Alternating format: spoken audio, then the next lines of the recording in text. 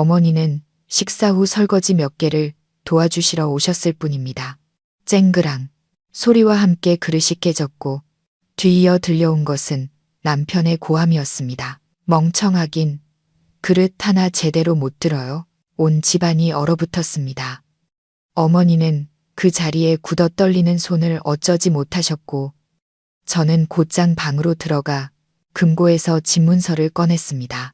3시간 후 시댁 식구 모두가 하루아침에 빈털터리가 되어 그들이 그토록 자랑스러워하던 4층 집에서 저에 의해 쫓겨났습니다. 대체 무엇이 5년 동안 순하디 순했던 아내이자 며느리를 이토록 단호하게 만들었을까요? 그리고 그저 멍청이라는 무심한 말 한마디에 어째서 시댁 식구들은 모든 것을 잃게 된 걸까요? 그 사건은 지극히 평범해 보였던 어느 날 오후에 일어났습니다. 만약 깨진 그릇 하나가 지난 세월 제가 필사적으로 지켜온 모든 것을 한순간에 무너뜨릴 불씨가 될 줄 알았다면 아마 그날 어머니를 위해 현관문을 열지 않았을지도 모릅니다. 제 어머니 박 여사님은 평생 밭일만 하며 고생하셨지만 자식에 대한 사랑만큼은 누구보다 지극한 분이셨습니다. 그날 어머니는 낡은 갈색 옷차림에 직접 키우신 사과와 배 몇 개가 담긴 과일 봉지를 들고 오셨습니다. 수줍으면서도 환한 어머니의 미소는 딸을 보러 온 기쁨을 고스란히 보여주고 있었죠. 저는 어머니를 맞으며 작게 속삭였습니다. 엄마, 오실 거면 미리 전화하시지. 제가 마중 나갔을 텐데요. 어머니는 옷자락을 만지작거리며 웃으셨습니다. 아니다. 몇 걸음 안 되는데 뭘.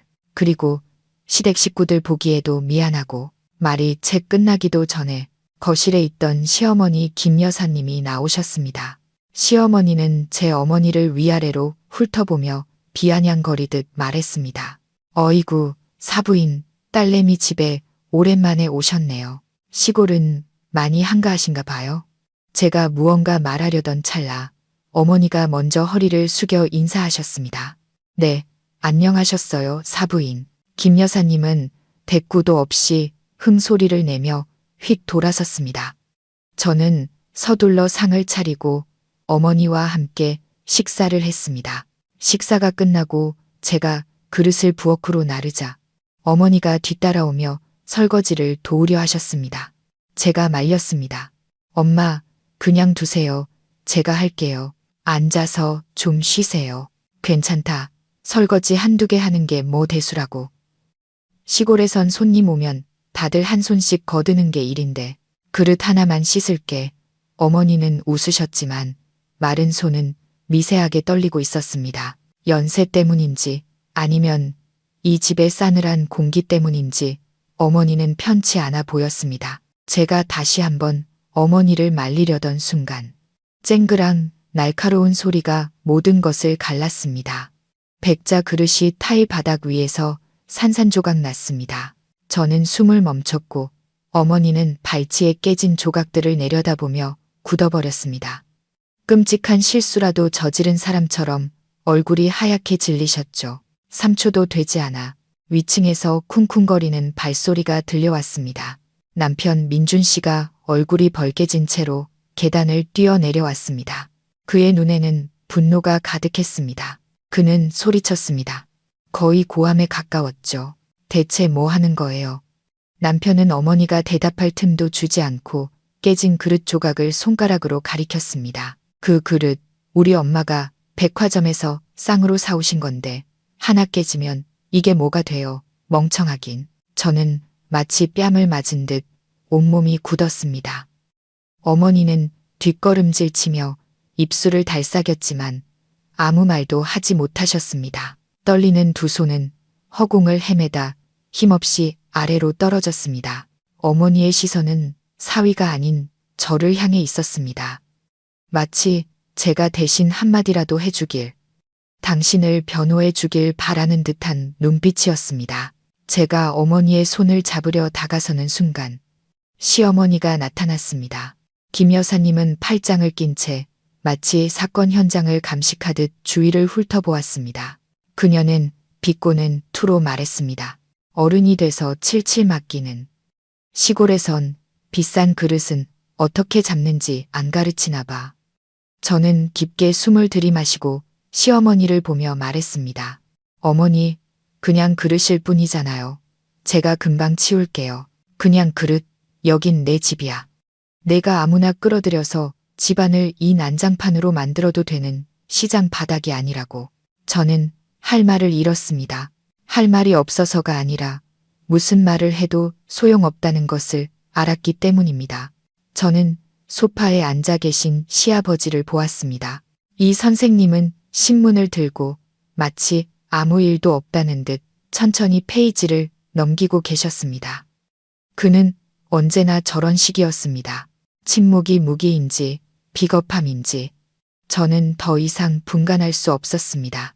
그때 어머니가 주머니에서 손수건을 꺼내 눈가를 급히 닦으며 떨리는 목소리로 말했습니다. 죄송합니다. 제가 부주의했어요. 새 그릇값을 물어드릴게요. 이 그릇은 돈 문제가 아니에요. 사람의 격이고 사는 방식의 문제지. 시어머니의 말이었습니다. 그 순간 더는 참을 수 없었습니다. 억눌려왔던 분노가 가슴 속에서 터져 나왔습니다. 저는 어머니의 손을 잡고 돌처럼 차가운 목소리로 말했습니다. 어머니, 우리 가요. 이 집 문제는 제가 알아서 할게요. 더는 참지 마세요. 어머니는 눈물이 그렁그렁한 눈으로 저를 보았지만 아무것도 묻지 않고 조용히 고개를 끄덕였습니다. 저는 어머니를 이끌고 그 집을 나섰습니다. 한때는 나의 보금자리라 믿었던 그 집은 이제 경멸의 이끼로 뒤덮인 차가운 껍데기일 뿐이었습니다. 우리는 뒤도 돌아보지 않고 걸었습니다. 등 뒤로 닫히는 현관문 소리가 소름 끼치게 차가웠습니다. 문이 닫히는 소리가 이렇게까지 마음속 깊이 울릴 수 있다는 것을 그때 처음 알았습니다. 마치 무언가 단단히 닫혀버린 것 같았습니다. 단순한 출구가 아니라 한때 희망으로 가득 찼던 기억의 한 부분이었습니다. 옆에서 걷는 어머니의 갸녀린 어깨가 걸음마다 작게 떨렸습니다. 엘리베이터는 느리게 내려갔습니다. 에어컨 소리와 함께 어머니의 아주 작은 한숨 소리가 들렸습니다. 눈물을 삼키는데 익숙한 사람만이 낼 수 있는 그런 소리였습니다. 엘리베이터 문이 닫히자 어머니가 제 쪽으로 몸을 돌렸습니다. 어머니는 제 소매를 살며시 잡으며 아직 붉은 기가 남은 눈으로 말했습니다. 얘야, 그냥 엄마가 시골 내려갈게. 너까지 힘들게 하고 싶지 않다. 시댁에서 너 미워하면 어떡하니? 엄마는 그게 걱정돼. 그 착하고 모든 것을 감내하는 듯한 말이 제 뼛속까지 아프게 파고들었습니다. 지난 몇 년간 어머니는 늘 그렇게 살아오셨습니다. 조용히 걷고 나지막이 말하며 애쓴 일도 불평 없이 하셨죠. 핀잔을 들어도 그저 웃어 넘기셨습니다. 저는 어머니의 인내에 너무 익숙해진 나머지 그것이 얼마나 잔인한 일인지 잊고 살았습니다. 저는 제 어머니를 보았습니다. 평생 자식들을 위해 비바람을 맞으며 살아온 저 마른 여인이 이제는 제 명의로 된 집에서 그릇 하나 깼다는 이유로 멍청이라는 욕을 듣고 있었습니다. 저는 어머니의 손을 꽉 잡으며 나지막이 대답했습니다. 이제 다 끝났어요, 엄마. 이제 저 사람들은 엄마랑 아무 상관없는 사람들이에요. 어머니는 믿기지 않는다는 듯 저를 쳐다보았지만 다시 묻지는 않았습니다. 어머니는 제 눈에서 무언가를 본 듯 침묵했습니다. 더 이상 참지도 애원하지도 않는 아주 단호한 무언가를 말입니다. 우리는 결혼 전에 제가 사두었던 시집살이 중 유일한 저만의 쉼터였던 작은 아파트로 갔습니다. 저는 어머니를 거실에 쉬게 하고 곧장 침실로 들어갔습니다. 남편이 바쁘다는 핑계로 시어머니와 함께 자겠다며 몇 달 동안이나 저 혼자 잠들었던 곳이었습니다.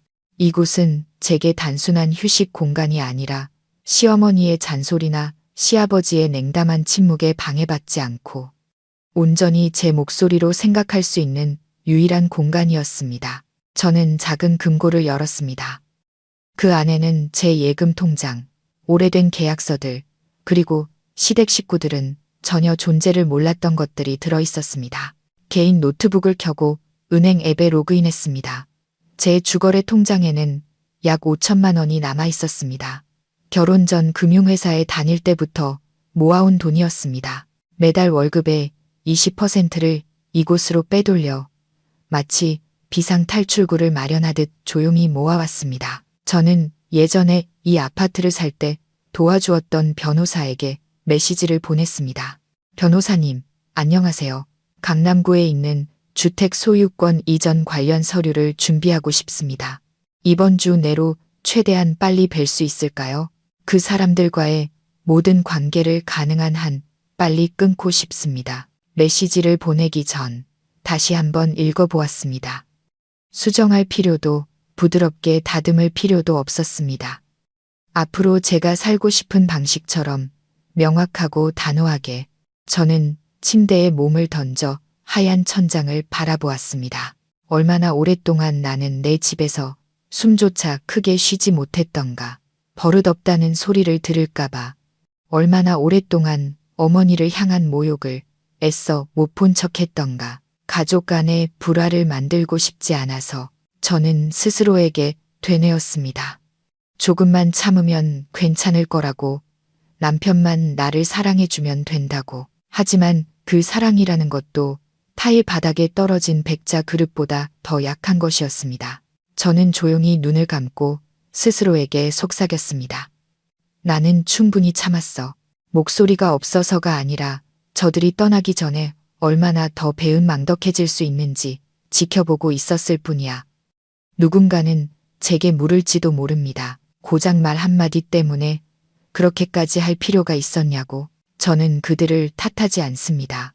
그들은 지난 6년간 그 집에서 살면서 제 어머니와 제 살칸에 얼마나 많은 작은 상처들이 겹겹이 쌓여왔는지 보지 못했으니까요. 강남의 대로변에 위치한 그 4층 집은 지나가는 사람 누구나 부러운 시선으로 쳐다보는 곳이었습니다.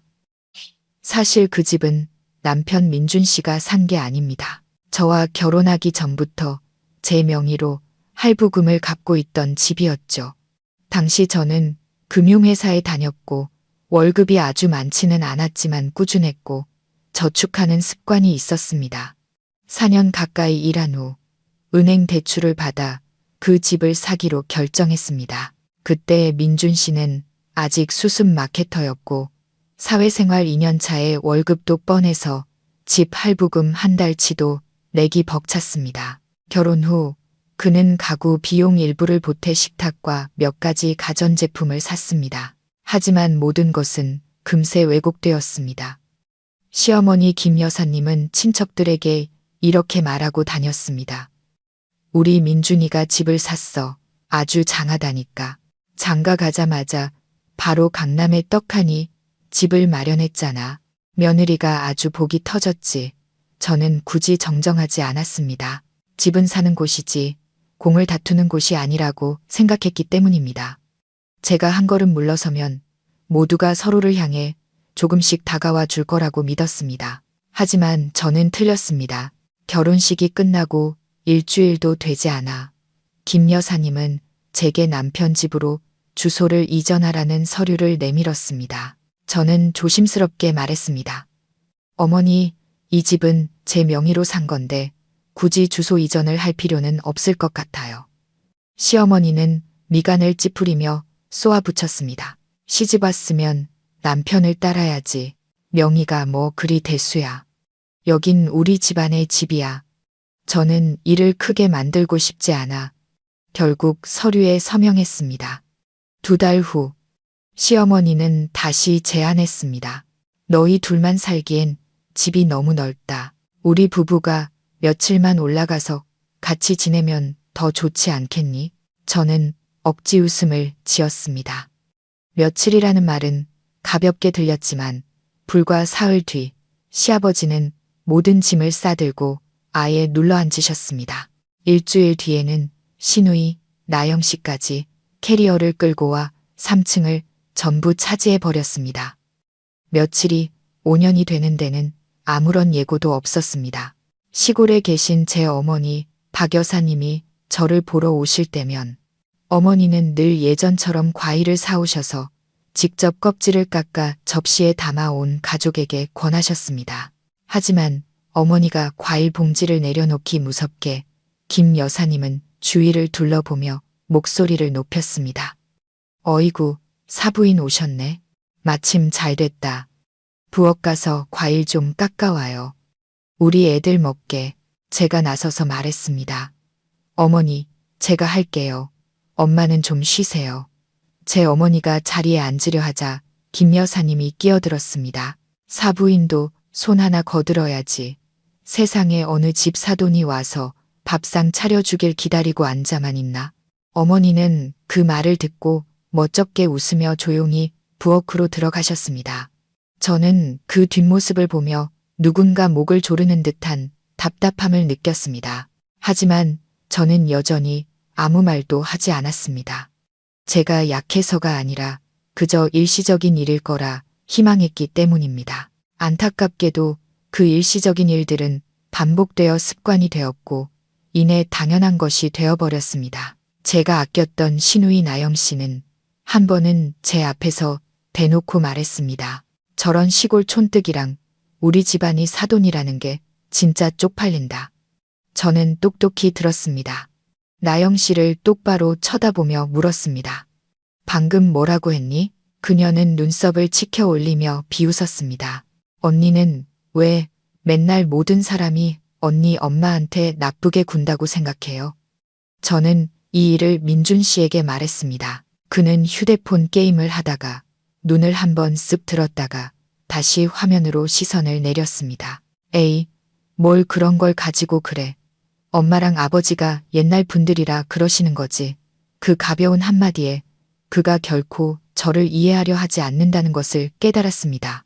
어머니가 상을 치우도록 불임을 당하고 비꼬는 말을 들었던 일들을 말했을 때도 그는 그저 음음할 뿐 제 편을 들어주지도 그렇다고 반대하지도 않았습니다.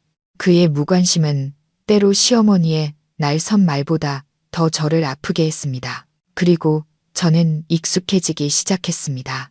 어머니가 오셔서 조용히 설거지하는 모습에 시누이가 가끔 뼈있는 말을 던지고 아무렇지 않게 돌아서는 것에 남편이 아내를 향한 모든 부당함 속에서 투명 인간처럼 가만히 앉아 있는 것에 저는 침묵에 익숙해졌습니다. 하지만 보지 못해서가 아니었습니다. 저는 그저 그들이 어디까지 무심해질 수 있는지 지켜보고 있었을 뿐입니다. 저는 제가 물은 사람이라고 생각했고 아마 그게 사실일 겁니다. 몇 년 동안 저는 양쪽 모두에게 좋은 사람이 되려고 애썼습니다. 살이 분별 잘하는 며느리이면서 효심 깊은 딸이 되려고 했습니다.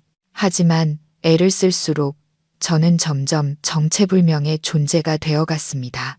집안 사람으로 인정받지도 못하고 차가운 시선과 끊임없는 잔소리 앞에서 제 어머니를 지켜줄 만큼 가깝지도 못한 사람이 되어버렸습니다.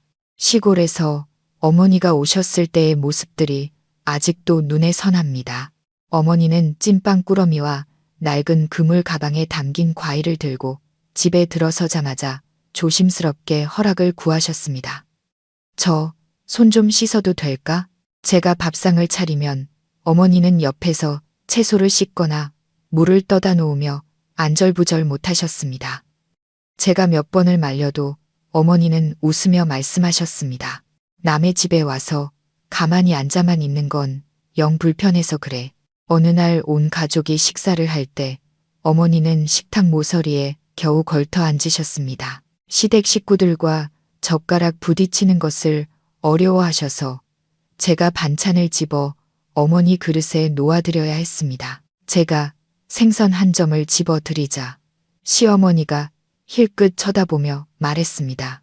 어른이 돼서 자식한테 일일이 밥까지 챙겨달라고 하고 참.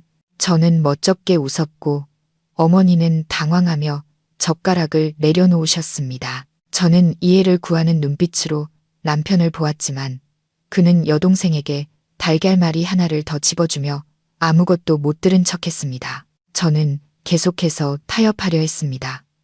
어머니가 오실 때마다 피곤하시다는 핑계로 일찍 모시고 나왔습니다. 시어머니의 날선 눈빛과 시누이의 비아냥을 숨겼습니다. 소위 가족이라는 이름의 평화를 지키기 위해 남편의 무관심을 이 악물고 견뎠습니다. 한 번은 어머니가 물으셨습니다. 내가 너희들한테 짐이 되는 건 아니지? 저는 어머니의 손을 잡고 작게 말했습니다. 아니에요, 엄마. 이 집은 내 집인걸요. 말은 그렇게 했지만 마음속으로는 이미 오래전부터 그 집이 제가 고개 들고 살 수 있는 곳이 아니라는 것을 알고 있었습니다.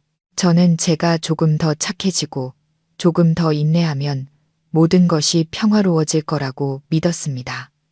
하지만 아니었습니다. 제가 참으면 참을수록 사람들은 그것을 당연하게 여겼습니다. 어머니가 비난받을 때마다 저는 침묵했습니다. 어머니가 잔심부름을 할 때도 침묵했습니다. 남편이 침묵할 때 저도 따라 침묵했습니다. 그날까지 깨진 것은 그저 그릇 하나였습니다. 시어머니가 백화점에서 샀다고 늘 자랑하던 하얀 백자 그릇 한 쌍 중 하나였습니다. 어머니가 설거지를 하다가 실수로 떨어뜨린 그 순간 제 안의 인내심도 함께 깨져버렸습니다. 저는 망연자실했습니다. 그릇 때문이 아니었습니다. 제가 망연자실한 이유는 한때 남편으로 선택했던 남자가 제 어머니 얼굴에 대고 멍청이라고 소리치는 방식 때문이었습니다. 젖은 손을 어찌할 바 모르고 억울하게 꾸지람 듣는 아이처럼 눈물을 글썽이던 어머니 앞에서 말입니다. 그 순간 저는 똑똑히 보았습니다. 시어머니의 눈에 서린 경멸, 2층에서 내려다보는 시누이의 눈에 스치는 통쾌함, 그리고 어머니의 얼굴에 떠오른 먹먹한 체념을 저는 한 가지를 깨달았습니다. 저는 자존심 때문에 떠나는 것이 아닙니다. 그릇 하나 때문에 폭발한 것도 아닙니다. 저는 저를 낳아주신 분을 무시하는 가족과 더는 함께 살 수 없었기에 떠나는 것입니다. 만약 제게 딸이 생긴다면 그 아이가 자라서 외할머니가 사위집에서 하녀 취급당하는 모습을 보게 하고 싶지 않았기에 떠나는 것입니다. 저는 너무 오랫동안 침묵했습니다. 제 침묵은 더 이상 양보가 아니라 잘못에 대한 동조가 되어버렸습니다. 그리고 그날, 어머니가 오셨던 바로 그날, 저는 더 이상 침묵하지 않기로 했습니다. 저는 어머니를 데리고 그 집을 나왔습니다. 변호사에게 문자를 보냈습니다. 한때 보금자리라 믿었던 그곳과의 모든 연결고리를 끊어냈습니다.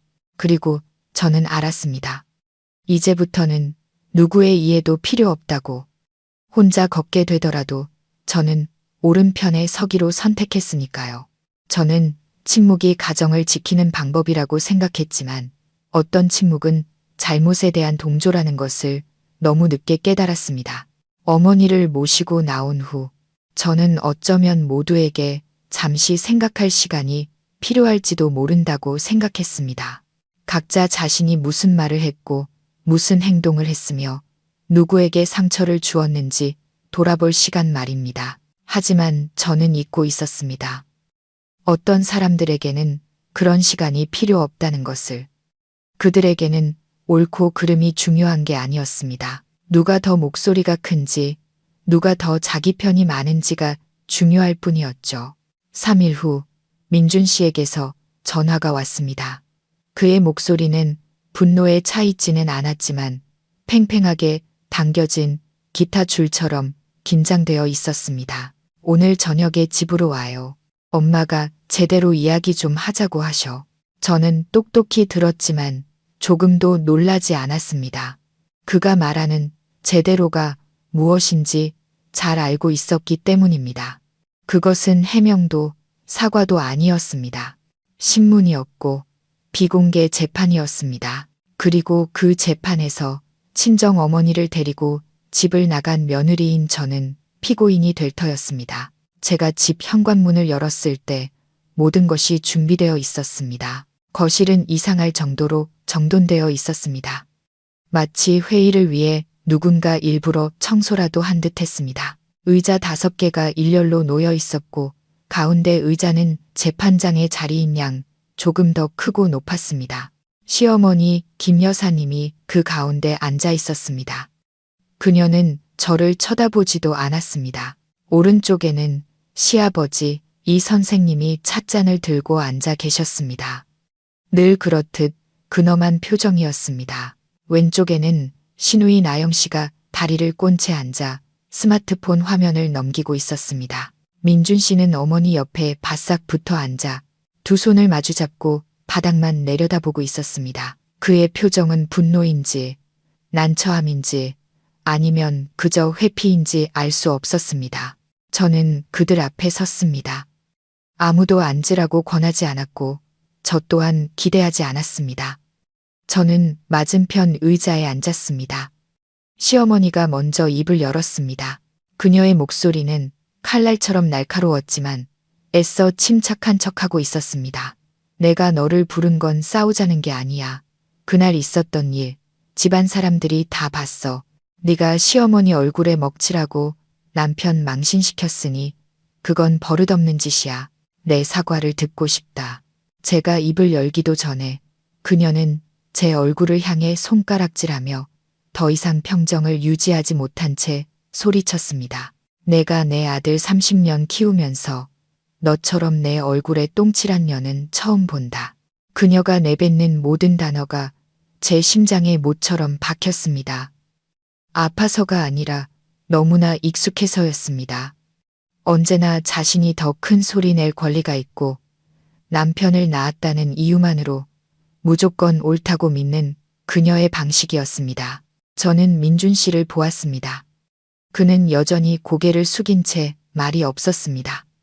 정신을 차리기도 전에 시누이 나영 씨가 고개를 들었습니다. 그녀는 입꼬리를 올리며 빈정거렸습니다. 언니, 이 집 보고 우리 오빠랑 결혼했으면서 이제 와서 집을 팔겠다니 본색 드러내는 거예요? 저는 나영 씨를 차갑게 쳐다보았습니다. 분노가 아닌 그녀가 스스로 스마트폰을 내려놓게 만들 만큼 차가운 시선이었습니다. 하지만 그녀는 마지막까지 비웃음 섞인 콧소리를 내뱉는 것을 잊지 않았습니다. 저는 가만히 앉아 있었습니다. 사람들이 제 얼굴에 대고 손가락질을 할 때조차 아무런 반응도 하지 않았습니다. 약해서가 아니었습니다. 지금 반응하면 버르장머리 없는 년이라는 또 다른 죄목이 추가될 것을 알았기 때문입니다. 저는 가방을 열어 서류 뭉치 하나를 꺼냈습니다. 그들이 단 한 번도 관심을 두지 않았던 것들이었습니다. 제 이름으로 된 집 계약서, 매달 납입한 할부금 영수증, 대출 신청인 정보에 제 이름이 적힌 은행 서류, 모든 것이 제가 이 집에서 수년간 살아온 방식처럼 깔끔하게 정리되어 있었습니다.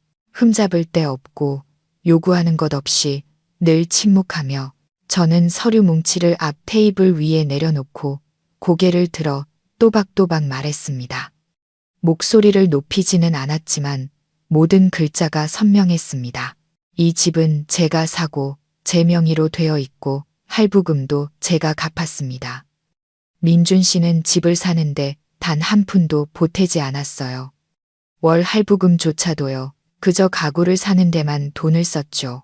저는 이 사실을 단 한 번도 언급하지 않았습니다. 가족끼리는 계산하는 게 아니라고 생각했으니까요. 하지만 이제 와서 제가 집 때문에 결혼했다고 매도당한다면 분명히 말씀드리죠. 제가 판다고 하면 파는 겁니다. 제가 집 계약 서류를 거실 테이블 위에 올려놓았던 마지막 순간을 똑똑히 기억합니다. 방 안은 기이할 정도로 조용했습니다. 마치 모두가 그동안 애써 외면해왔던 진실을 받아들이려 애쓰는 듯했습니다. 시어머니는 눈썹을 치켜떴고 무언가 반박하려는 듯 입술을 달싹였지만 부정할 근거를 찾지 못했습니다. 나영 씨는 입을 굳게 다물었습니다. 그때 탁 하는 소리가 갑자기 울려 퍼졌습니다. 시아버지가 찻잔을 테이블에 세게 내려놓은 것입니다. 깨지지는 않았지만 방 안의 모든 시선을 자신에게로 돌리기에 충분한 소리였습니다. 그의 얼굴은 분노 때문인지 창피함 때문인지 붉어져 있었지만 목소리에는 가부장적인 권위가 가득했습니다. 며느리 된 도리를 다시 생각해 봐라. 집안이 아직 조용해지지도 않았는데 온 식구를 길바닥으로 내쫓겠다는 거냐? 저는 천천히 고개를 들어 시아버지의 눈을 똑바로 쳐다보았습니다. 이전처럼 피하거나 고개를 숙이지 않았습니다. 제가 너무 오랫동안 침묵했기에 그들은 제가 입을 열 수 있다는 사실조차 잊어버린 듯 했습니다. 이번에는 누구의 체면도 차려줄 필요가 없었습니다. 저는 느리지만 돌처럼 무거운 목소리로 말했습니다. 저는 며느리지 어머님이 부리는 가정부가 아닙니다.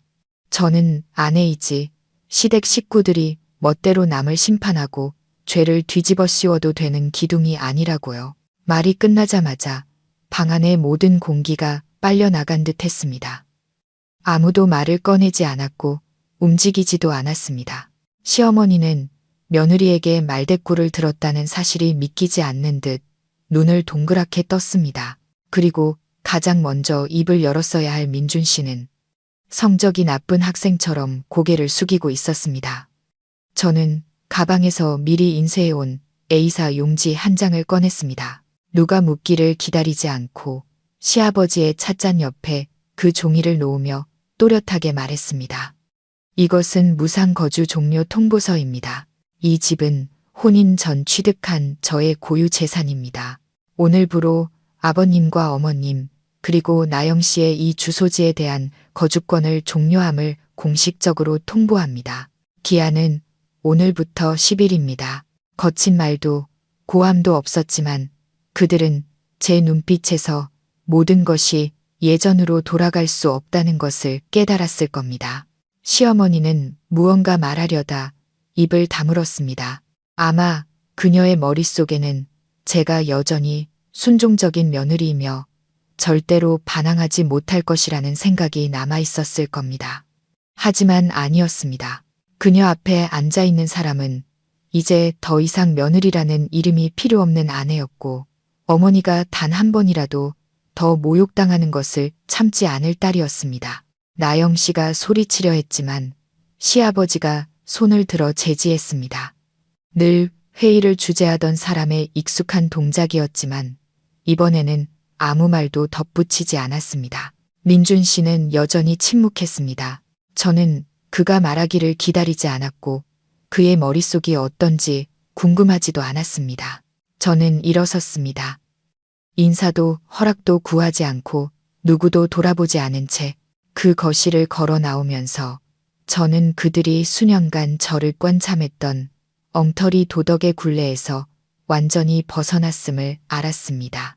눈물도 말싸움도 아니었습니다. 명확하고 합법적이며 부인할 수 없는 행동으로 그때 제 마음속에는 분노가 없었습니다. 그저 한 문장만이 메아리 쳤습니다.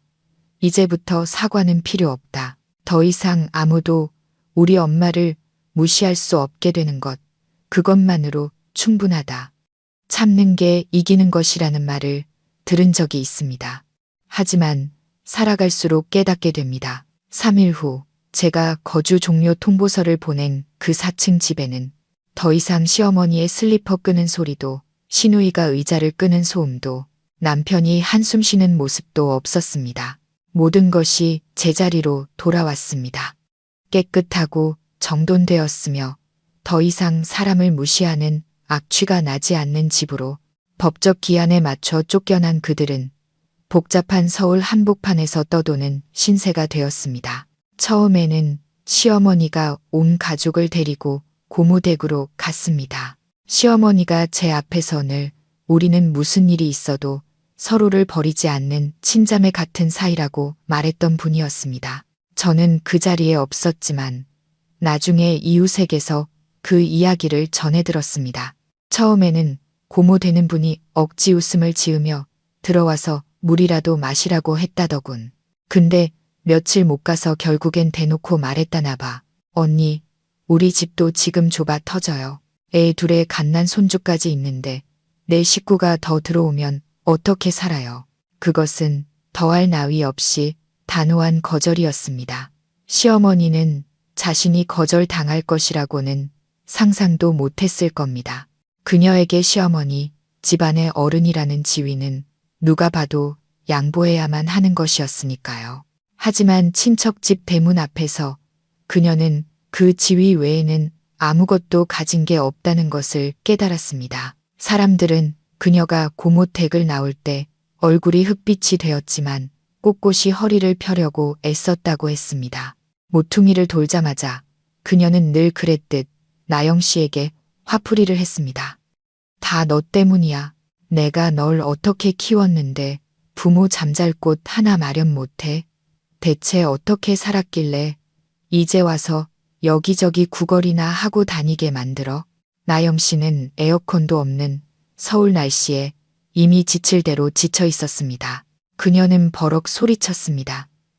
엄마는 꼭 내가 원인인 것처럼 말하더라. 그 여자가 우리를 쫓아낸 거잖아. 잊었어? 두 사람은 그렇게 서로에게 책임을 떠넘겼습니다. 시아버지는 언제나처럼 말이 없었지만 이제 그의 눈에는 더 이상 여유가 없었습니다. 그는 SDN, 즉 체면을 중시하는 사람이었지만 이미 오래전에 문제 해결 능력을 잃어버렸습니다. 결국 그들은 변두리에 있는 낡고 허름한 단칸방을 얻었습니다. 25제곱미터도 안 되는 벽지가 벗겨지고 에어컨도 없는 방이었습니다. 예전에 시어머니는 이런 곳을 스쳐 지나가기만 해도 얼굴을 찌푸리며 말하곤 했습니다. 저런 데가 사람 사는 곳이야. 쳐다보기도 싫네. 하지만 이제는 삐걱거리는 나무 침대 가장자리에 웅크려 잠을 청하는 사람이 바로 그녀 자신이었습니다. 나영 씨는 매일 덥다, 가렵다, 먼지 난다며 불평을 쏟아냈습니다. 민준 씨는 가장 조용했습니다. 그는 여전히 출근하고 퇴근했지만 아마 지금처럼 명확하게 깨달은 적은 없었을 겁니다. 예전에 그 집이 저절로 생긴 것이 아니었다는 사실을 말입니다. 그것은 그가 단 한 번도 편들어주지 않았던 아내의 희생과 노력의 결과물이었습니다. 그들은 각자의 고통 속에서 집이란 당연한 것이 아니라 권리를 가진 자가 베푸는 은혜였다는 것을 깨닫기 시작했습니다. 그리고 그 은혜가 거두어지자 그들에게 남은 것은 낡아빠진 단칸방뿐이었습니다. 저는 강경하게 선을 그으면 저쪽도 조용히 물러날 것이라 생각했습니다. 하지만 아니었습니다. 어떤 사람들은 현실 밖으로 내몰리고도 마지막 남은 자존심이라도 지키기 위해 화풀이할 대상을 찾습니다. 제가 부엌에서 차를 끓이고 있을 때 전화벨이 울렸습니다. 화면에는 어머님 세 글자가 떠 있었습니다. 받지 않았지만 이번에는 그들이 저를 더 이상 예전의 순한 며느리로 볼 수 없게 해야 한다는 생각이 들었습니다. 전화를 받자마자 익숙한 시어머니의 날카로운 목소리가 들려왔습니다. 사부인이세요. 자식 교육을 어떻게 시켰길래 애가 저렇게 버르장머리가 없어요? 우리 온 식구를 길바닥으로 내쫓았는데 창피하지도 않으세요? 그녀의 목소리에는 억울함과 수치심, 그리고 분노가 섞여 있었습니다. 제 어머니 박 여사님은 즉각 반응하지 않으셨습니다. 잠시 침묵하시더니 이내 차분하게 말씀하셨습니다. 웃지도 화내지도 않은 그저 모든 대화를 끝내는 목소리였습니다. 걱정 마세요, 사부인. 이제 제 딸한테 더는 참고 살라고 가르치지 않을 거니까요. 그 한마디로 충분했습니다. 전화기 저편은 잠시 조용해지더니 딸깍하고 전화가 끊겼습니다. 저는 전화기를 내려놓았습니다. 마음속은 텅 비어 있었습니다. 기쁨도 통쾌함도 없었습니다. 그저 수년간 딸의 집에 올 때마다 죄인처럼 지내셨던 어머니가 드디어 자신을 위해 한마디 하셨다는 사실만이 남았습니다. 그날 오후 다시 전화가 울렸습니다. 이번엔 민준 씨였습니다. 첫 번째 메시지가 떴습니다. 계속 이렇게 할 셈이야. 저는 무시했습니다. 1분 후 다음 메시지가 왔습니다. 내가 잘못했어. 하지만 이런 사소한 일 때문에 온 가족을 고생시킬 수는 없잖아. 저는 타자를 치던 손을 멈추고 사소한 일이라는 단어를 쳐다보았습니다. 가벼워 보이는 그 말은 바위처럼 무거웠습니다. 민준 씨의 눈에 사소한 일은 제 어머니가 모욕당하고 평생을 성실하게 살아온 한 여성의 존엄성이 그릇 하나 때문에 짓밟힌 일이었습니다. 저는 그가 이제는 이해할 것이라 희망했지만 아니었습니다. 그는 여전히 자신의 침묵을 사소한 일이라는 두 글자 뒤에 숨기려 하고 있었습니다. 제가 답장하지 않자 1시간 뒤 다른 문자가 왔습니다.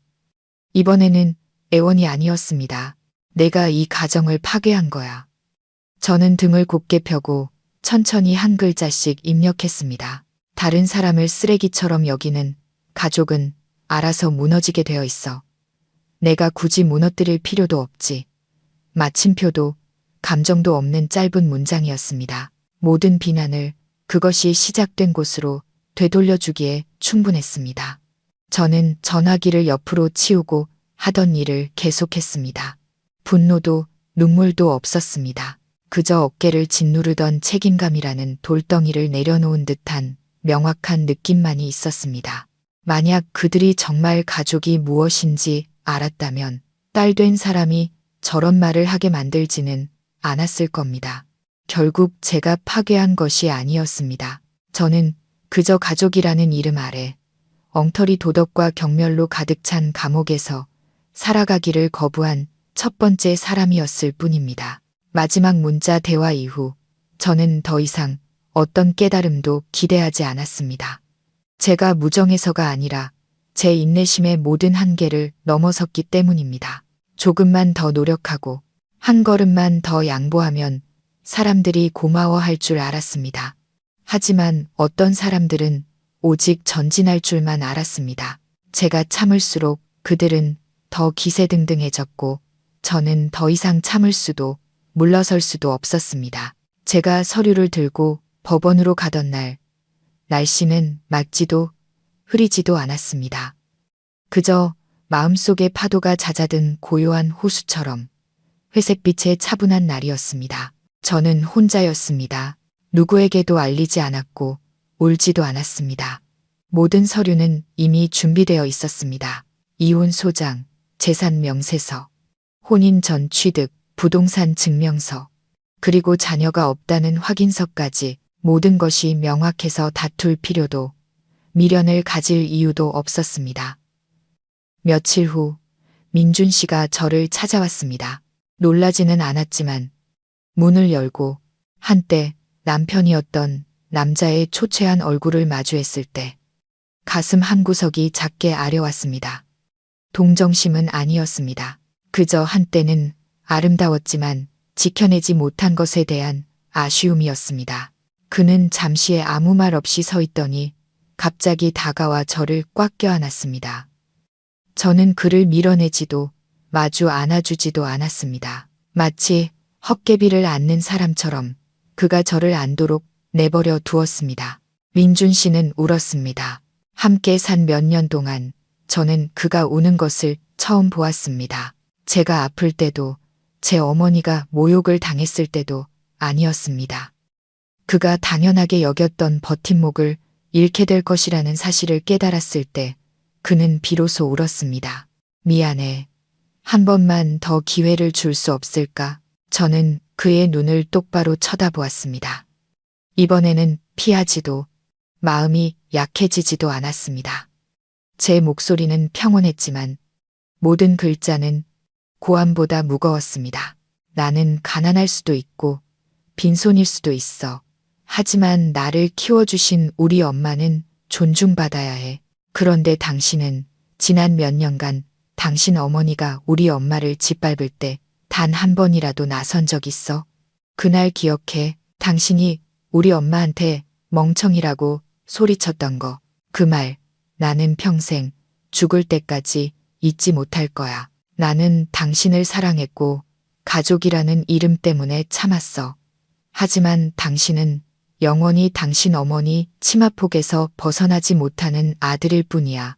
그 말은 마지막 칼날인 동시에 제가 그에게 했던 가장 솔직한 말이었습니다. 민준 씨는 대답 없이 저를 놓고 돌아섰습니다. 복도 불빛 아래 비친 그의 뒷모습은 제 기억 속보다 더 작고 마르고 희미해 보였습니다. 일주일 후 법원에서 결정문을 받으러 오라는 연락이 왔습니다. 모든 것은 신속하게 처리되었습니다. 재산 분쟁도 조정 요구도 없었습니다. 제 명의의 혼전 재산은 법에 따라 온전히 보호되었습니다. 아무도 다투지 않았고 옳지도 않았습니다. 그저 합법적인 끝이었습니다. 저는 판결문을 들고 법원을 나섰습니다. 마음은 가볍지도 무겁지도 않았습니다. 마치 먼지 쌓인 오래된 방의 문을 스스로 열고 마침내 밖으로 나와 신선한 공기를 마시는 기분이었습니다. 저는 뒤돌아보지 않았습니다.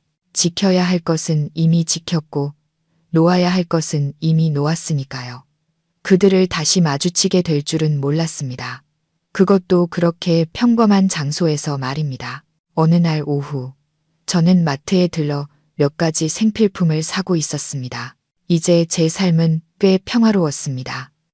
작고 아담한 아파트에서 저는 비로소 제 공간의 진정한 주인이 된 기분을 느끼며 자유롭게 살고 있었습니다. 계산대를 지나가려던 순간 저는 걸음을 멈췄습니다. 익숙하지만 예전처럼 쩌렁쩌렁하지는 않은 목소리가 들려왔습니다. 저기요, 물건 진열 좀 도와주세요. 고개를 돌려보니 그곳에는 전 시어머니 김 여사님이 서 있었습니다. 한때 고급 소파에 앉아 다른 사람에게 온갖 명령을 내리던 그녀였습니다. 이제 그녀는 마트 유니폼을 입고 바코드를 찍고 있었습니다. 구겨진 옷깃, 비닐 장갑을 낀 어색한 손놀림. 그때 배달 기사들이 물건을 픽업하는 곳에서 익숙한 인형이 다가왔습니다. 전 시누이 나영 씨였습니다. 제 어머니를 문 밖으로 밀치며 시골 촌뜨기라고 아무렇지 않게 불렀던 그녀였습니다. 우리는 아주 짧은 순간 눈이 마주쳤습니다. 나영 씨의 시선은 저를 스치자마자 마치 강한 햇빛에 눈이 부신 사람처럼 황급히 바닥으로 떨어졌습니다. 저는 그것이 햇빛이 아니라 부끄러움의 시선이라는 것을 알았습니다. 저는 예전처럼 허리를 숙이거나 안절부절 못하지 않고 꼿꼿이 서서 가볍게 고개만 끄덕였습니다. 그리고 아무 말 없이 발걸음을 옮겼습니다. 만약 제가 멈춰서서 무언가 말을 건넸다면 이 만남은 제가 베풀고 싶지 않은 동정이 되었을 것이기 때문입니다. 마트를 나와 깊게 숨을 들이쉬었습니다. 이상하게도 분노나 통쾌함은 느껴지지 않았습니다. 그저 저를 무시했던 사람들이 그들이 상상했던 것과는 다른 삶을 살고 있는 모습을 보며 오래된 책의 마지막 장을 덮는 듯한 기묘한 감정이 들었습니다. 그날 저녁 어머니와 식사를 하며 그 일을 말씀드렸습니다. 어머니는 두부 부침을 집어 조심스럽게 불며 마치 오래전부터 알고 있었다는 듯이 말씀하셨습니다. 얘야, 어떤 사람은 그릇 하나 깼다고 엄마를 멍청이라고 욕했지. 하지만 진짜 멍청한 건 자기를 위해 참고 견뎌준 사람들을 업신여기는 거란다. 저는 제 어머니를 보았습니다. 한낮에 제 집에서 쫓겨나야 했던 그 여인이 이제는 제 곁에 앉아 평온한 눈빛과 온화한 미소를 짓고 있었습니다.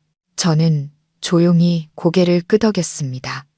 어머니는 제게 복수를 원하지 않으셨습니다. 그저 제가 올바르게 살고 무시당했을 때 당당히 일어설 수 있기를 바라셨을 뿐입니다. 그리고 처음으로 제 마음이 정말 가벼워진 것을 느꼈습니다. 그들을 초라한 상황에서 마주쳤기 때문이 아니라 제가 더 이상 고개 숙여야 하는 위치에 있지 않았기 때문입니다. 가족 안에서 한 사람만 참고 다른 모두가 그를 무시한다면 그 인내는 언젠가 어리석음이 되고 맙니다. 자신의 한계를 정하고 만약 누군가 당신의 어머니를 모욕한다면 당신은 그럴 자격이 없는 가족을 떠날 권리가 있습니다. 마음 쉼터 구독자 여러분, 오늘 이야기의 끝까지 함께 해주셔서 감사합니다. 혹시 여러분도 부당한 대우를 받거나 묵묵히 참고 계시는 어머니의 모습을 본 적이 있으신가요? 혹은 가정의 평화를 위해 참고 또 참아본 경험이 있으신가요? 이 이야기가 제게 그랬던 것처럼 여러분의 마음에도 작은 울림을 주었기를 바랍니다. 혹시 여러분 주변에도 비슷한 상황에 처한 분이 계신가요? 여러분의 이야기를 댓글로 남겨주세요. 여러분의 이야기가 듣고 싶습니다. 오늘 이야기가 마음에 드셨다면 좋아요와 구독 버튼을 눌러주시고 다음에도 가슴 깊이 남을 이야기로 찾아뵙겠습니다. 때로는 침묵을 깨는 작은 목소리 하나가 누군가에게는 다시 일어설 용기가 되기도 하니까요. 여러분의 밤이 평안하기를 바랍니다.